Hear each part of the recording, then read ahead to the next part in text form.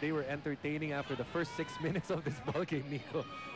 Remember, para lang doon sa mga late na nakapanood, it was a 14-0 start and a 19-2 advantage para sa Talking Tex at one time in the first quarter.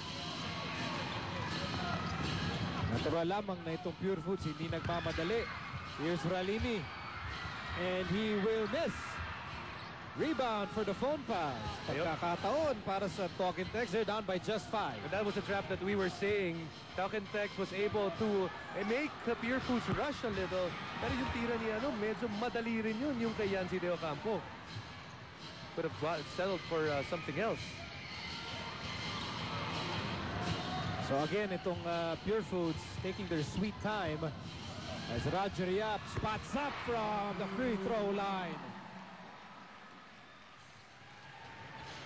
So 7 puntos na kailangan nabulin ng phone pass dito. Time winding down. But there's a foul given up by Pure Foods and they're in the penalty. May not have been the wisest move para sa depensa ng Pure Foods. That's why Roger Yap talagang humihingi ng dispensa dito sa kanyang coaching staff. He realizes his error. Although baka maswerte siya, si Cardona ang nasa free throw line who's not shot well. Here's our Revicon Forte Lakas na Di Umaayaw moments. Hatid sa inyo ng Revicon Forte para sa Lakas na Di Umaayaw.